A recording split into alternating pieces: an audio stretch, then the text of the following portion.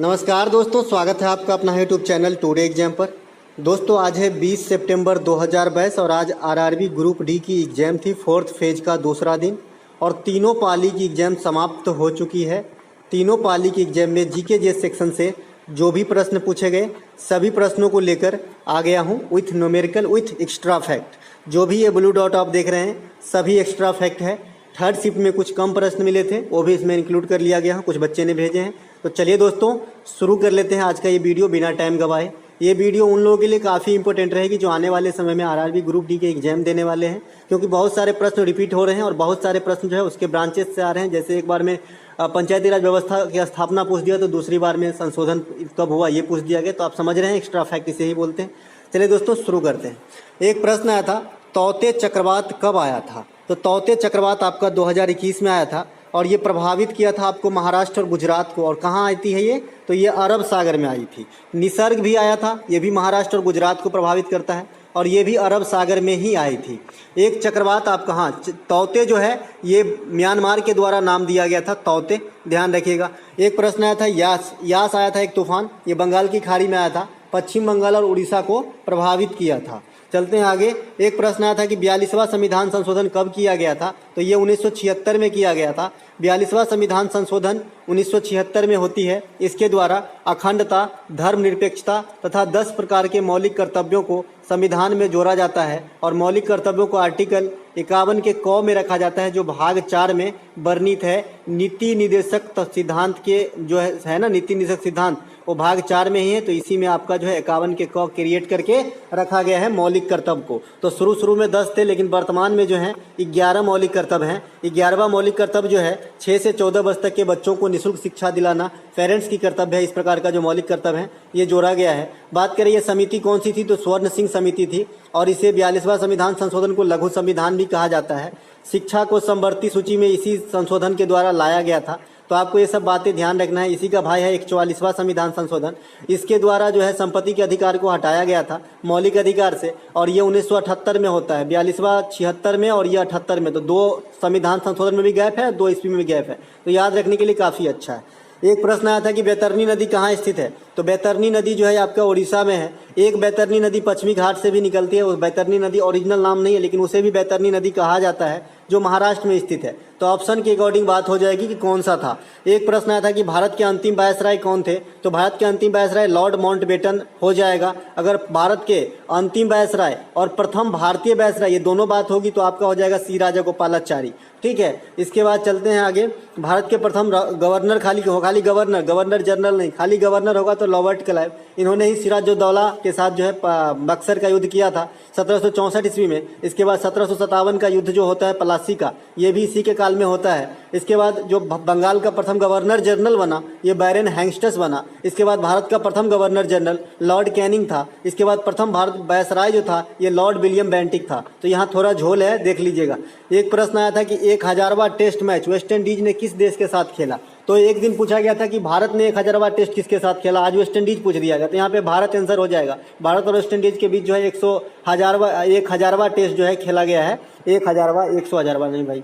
एक प्रश्न यहाँ पे, पहला इंटरनेशनल टेस्ट मैच जो है ये आपका ऑस्ट्रेलिया और इंग्लैंड के बीच होता है और पहला वनडे मैच भी ऑस्ट्रेलिया और इंग्लैंड के बीच ही होता है। इंग्लैंड को क्रिकेट का जन्मदाता कहा जाता है। प्रकाश संश्लेषण के बारे में एक प्रश्न आया था, ऑप्शन नहीं मिले थे। सूर्य के प्रकाश की उपस्थिति होनी चाहिए, क्लोरोफिल चाहिए, कार्बन डाइऑक्साइड गैस चाहिए तथा जल की उपस्थिति चाहिए। इसी जल जब टूटता है तो हमें ऑक्सीजन की प्राप्ति हो जाती है और कार्बन डाइऑक्साइड वो शोषण के क्रिया में लेते हैं उस समय जब प्रकाश संश्लेषण होती है तब। लेकिन रात के समय पौधा भी O2 ही लेते हैं सांस के रूप में। उसके बाद क्लोरोफिल में मैग्नीशियम धातु पाई जाती है। उसके बाद प्रकाश संश्लेषण जो है पौधे को जो है एक प्रोसेस है जिससे उसको भोजन मिल जाता है। साथ ही साथ जाइलम और फ्लोएम उत्तक 2 दिन से नहीं पूछ रहा है तो स्किप नहीं करना है, याद रखना है। सिर्फ दिन के समय प्रकाश संश्लेषण होती है, ऑक्सीजन का निष्कासन होता है इसमें। तो ये सब प्रकाश संश्लेषण की जो है खूबियां हैं। एक प्रश्न आया था कि रेल बजट को आम बजट में कब शामिल कर लिया गया? तो 2017 में। प्रस्ताव 2016 में ही रखी गई थी लेकिन 2017 में प्रथम बजट जो है कंबाइंड रूप से पास किया गया था। इससे पहले कभी दोनों सम्मिलित ही थे लेकिन 1924 में बजट मतलब प्रस्ताव पास करके 1925 में रेल बजट को आम बजट से अलग किया गया था। तो कुछ बच्चे बोल रहे हैं कि बोला गया था कि रेल बजट को आम बजट से कब अलग किया गया था, तो 1925 आंसर हो जाएगा। ठीक है, चलते हैं आगे। एक प्रश्न पूछा गया था कि संयुक्त सैन्य अभ्यास मिलन कहाँ हुआ था, तो ये आपका विशाखापत्तनम में हुआ था। ये नौसेना का संयुक्त सैन्य अभ्यास है, ठीक है। एक प्रश्न बौद्ध धर्म के पवित्र ग्रंथ से आया था कि कौन सा है, तो त्रिपिटक है। इसमें सुत्त पिटक, विनय पिटक और अधिम पिटक, साथ ही साथ जातक भी आपका बुद्ध का ग्रंथ है, जिसमें बुद्ध का जो है पुनर्जन्म की कथा वर्णित है। बुद्ध का जन्म कहाँ होता है, लुम्बिनी में होता है। लुम्बिनी कहाँ है, नेपाल में है। इसके बाद मृत्यु कहाँ होता है, तो कुशीनगर में होता है। कुशीनगर कहाँ है, यूपी में है। इसके बाद बुद्ध कौन से भाषा में भाषण देते हैं, तो पाली भाषा में।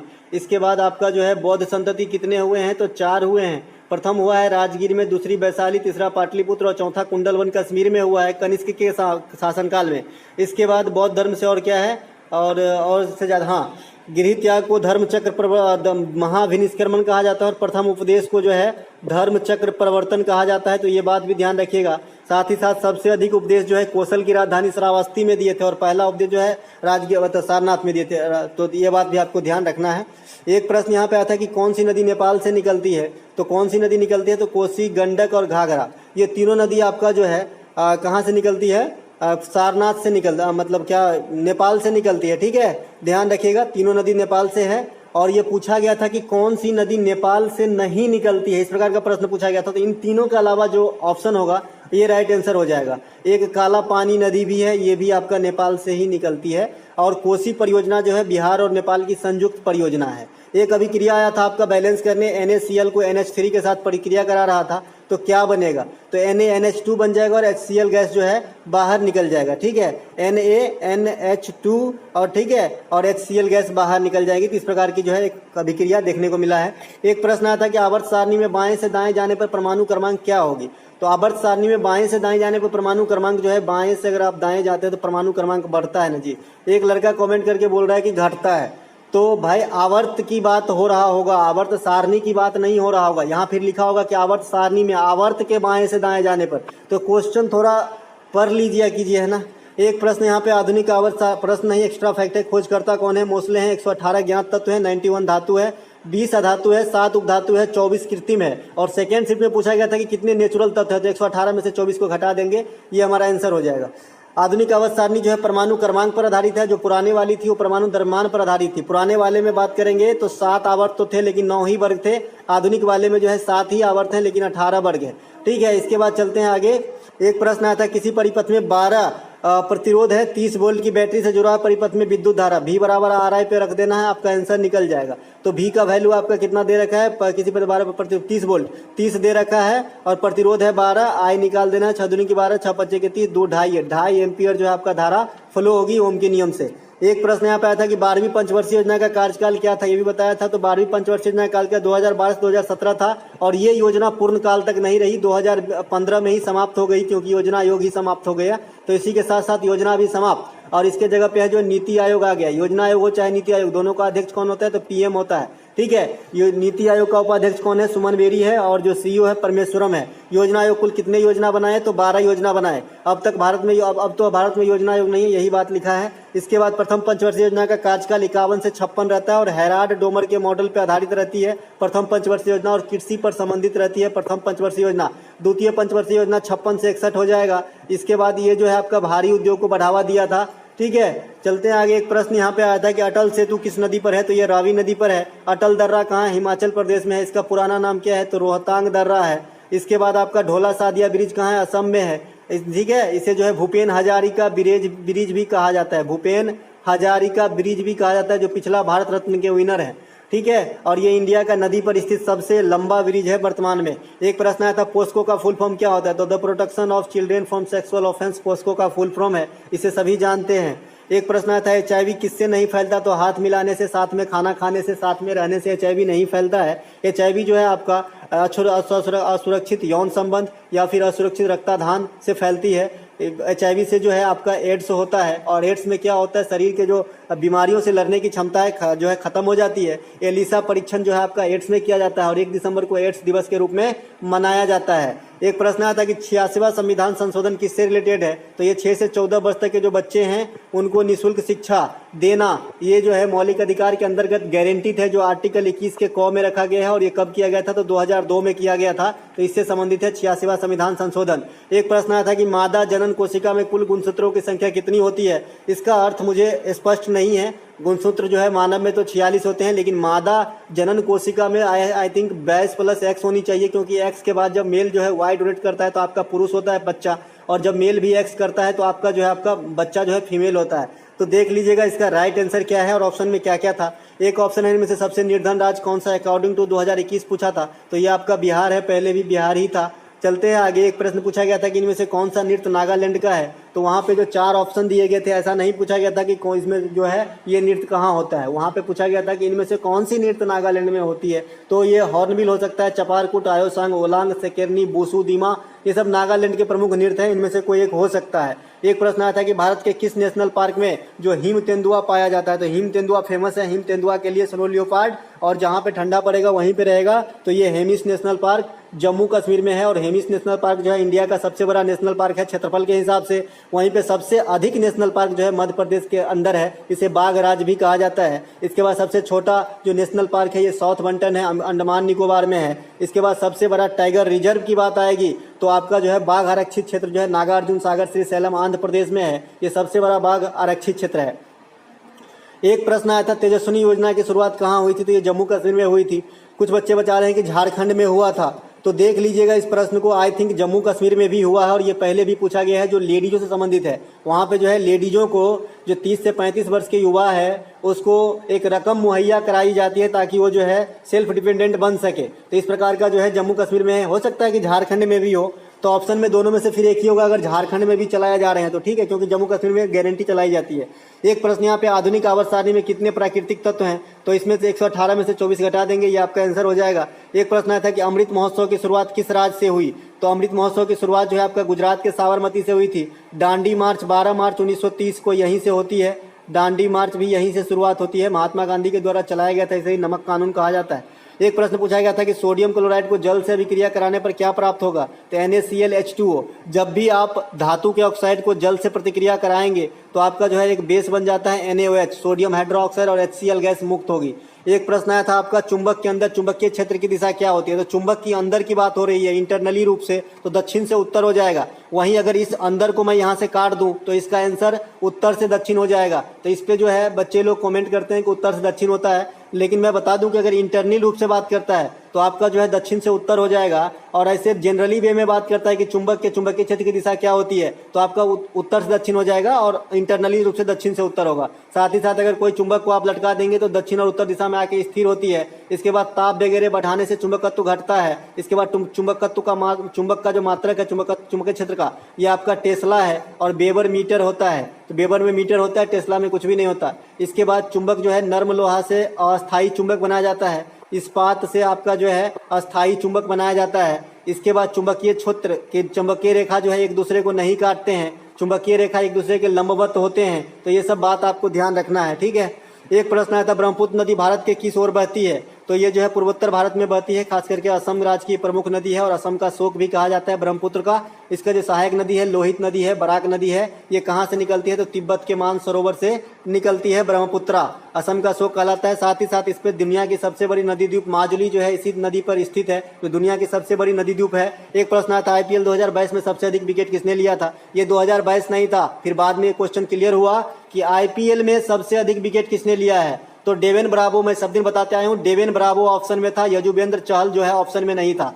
देखिए काम आ जाती है आपकी एक्स्ट्रा फैक्ट, तो डेविन ब्रावो इसका आंसर था, यजुवेंद्र चहल ऑप्शन में ही नहीं था। हाँ, IPL 2022 की बात करेंगे तो यजुवेंद्र चहल जरूर हो जाएगा। IPL 2022 में 10 टीमों ने भाग लिया। इसके बाद स्पॉन्सरशिप टाटा के पास था, सबसे अधिक रन जॉस बटलर, इसे ऑरेंज कैप दिया गया था। सबसे अधिक विकेट यजुवेंद्र चहल, इसको पर्पल कैप मिला था। इसके बाद विजेता गुजरात, उपविजेता राजस्थान रहे थे। अब तक IPL में सबसे अधिक रन जो है विराट कोहली के नाम है, सबसे अधिक विकेट जो है आपका डेविन ब्रावो के नाम है, सबसे अच्छा जो छक्का है ये आपका क्रिस गेल के नाम है, डेविन ब्रावो यहाँ पे जो है मिसप्रिंट है, डेविन ब्रावो मैं लिखना चाहा हूँ। एक प्रश्न यहाँ पे है कि समवर्ती सूची किस देश के संविधान से लिया गया है, तो आपका ऑस्ट्रेलिया के संविधान से लिया गया है। और 7वीं अनुसूची में संघ सूची, राज्य सूची और समवर्ती सूची, ये तीनों इंक्लूड है। और जो इन तीनों सूची में नहीं है वो संघ के पास उस पर कानून बनाने का पूरा अधिकार है, जो कनाडा के संविधान से लिया गया है, ठीक है। चलते हैं आगे।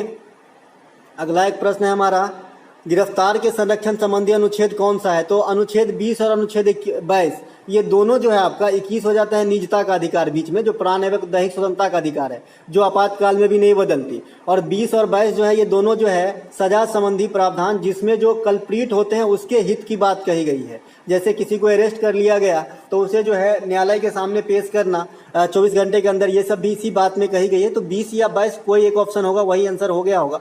एक प्रश्न 23 और 24, ये शोषण के विरुद्ध अधिकार है, जिसमें 23 में मानव तस्करी पे रोक है, 24 में बाल श्रम पे निषेध है, जिसके तहत जो है 14 वर्ष से कम वर्ष के जो बच्चे हैं किसी कल कारखाने में काम पे नहीं रखे जाएंगे। 25 से 28 जो है ये धार्मिक स्वतंत्रता से रिलेटेड है। यही 29 और 30 जो है आपका ये आपका क्या है, अल्पसंख्यक हित है। और आर्टिकल 32 जो है संवैधानिक उपचारों का अधिकार है। एक प्रश्न आया था अवतल लेंस में फोकस दूरी क्या होगी यदि प्रतिबिंब की दूरी 30 सेंटीमीटर और वस्तु की दूरी 50 सेंटीमीटर है। मैंने अवतल लेंस में आपको बता दिया था प्रॉपर्टीज की, किसको माइनस किसको प्लस लेना है। फिर से लिख देता हूँ आपको, अवतल लेंस में जो है एफ का जो वैल्यू है आपको निगेटिव में लेना है। इसके बाद वस्तु की दूरी हमेशा निगेटिव में लेना है, चाहे अवतल लेंस हो, उत्तल लेंस हो, अवतल दर्पण हो, उत्तल दर्पण हो, कोई फर्क नहीं पड़ता है। और भी का वैल्यू पॉजिटिव लेना है, क्योंकि आप उत्तल दर्पण में भी का वैल्यू पॉजिटिव लेते हैं तो उत्तल दर्पण जो होता है वो अवतल लेंस में काम करने लगता है साइन के मामले में। खास करके जब आप फोकस पे काम कर रहे हो तो वहाँ पे इस बात को इग्नोर करना है। फोकस दूरी अवतल लेंस हो चाहे अवतल दर्पण हो निगेटिव होता है, उत्तल दर्पण हो चाहे उत्तल लेंस हो फोकस दूरी पॉजिटिव होता है,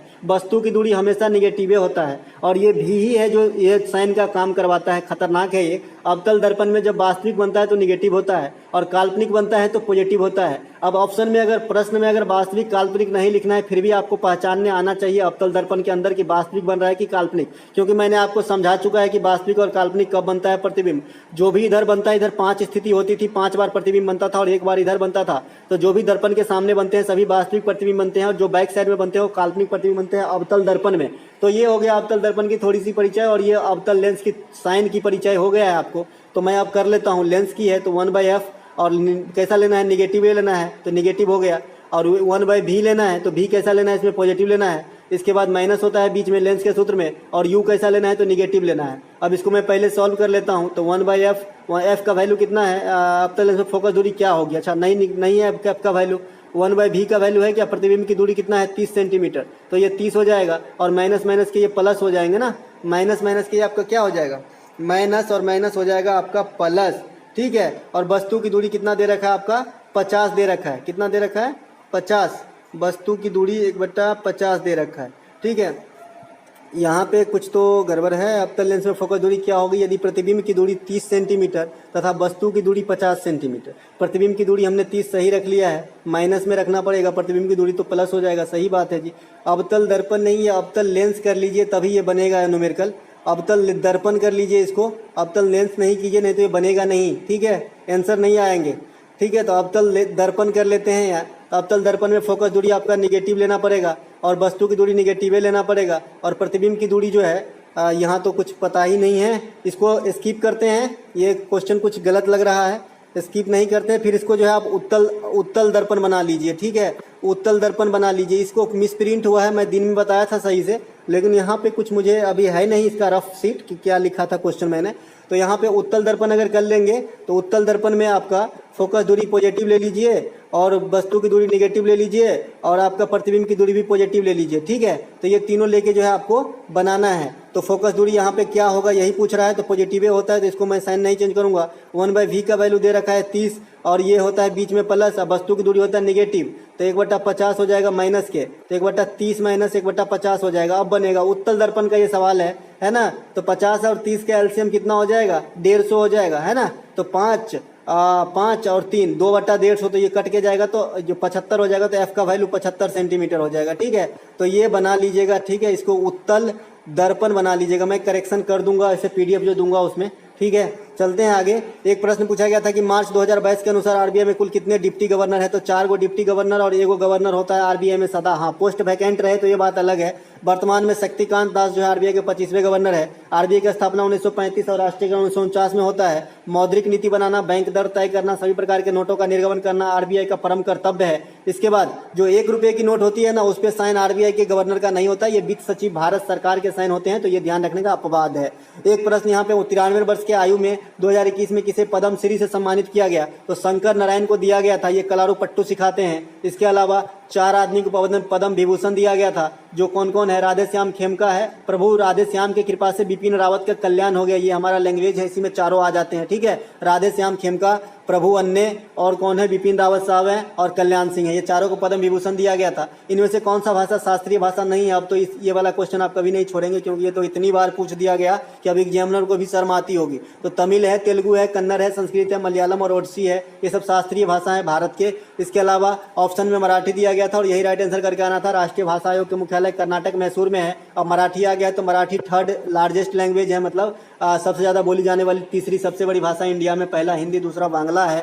एक प्रश्न आया था कि FeCuSO4 का जब प्रतिक्रिया करते हैं तो क्या बनता है? कौन सी जो है धातु निष्कासित हो जाता है? तो कॉपर का निष्कासन हो जाता है और फेरस सल्फेट का निर्माण होता है। एक प्रश्न आया था कि फूलों में जनन अंग कौन से होते हैं? तो फूलों में जनन अंग जो है जायांग होता है और पुमंग भी होता है, पुंकेसर भी होता है, और स्त्री केसर के बारे में मैं नहीं बता सकता। तो और भी जो ऑप्शन होंगे उसके अकॉर्डिंग बात करेंगे। फिलहाल अगर इन दोनों ऑप्शन में से मैं पुंकेसर के साथ जाऊंगा, आप देख लीजिएगा इसका राइट आंसर क्या होगा।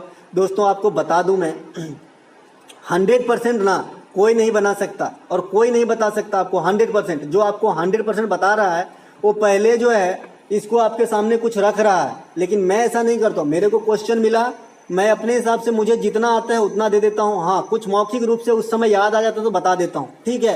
तो 1-2 क्वेश्चन जो किसी को भी नहीं आएगा तो उसके लिए जो है फिर देखना पड़ेगा बुक वगैरह।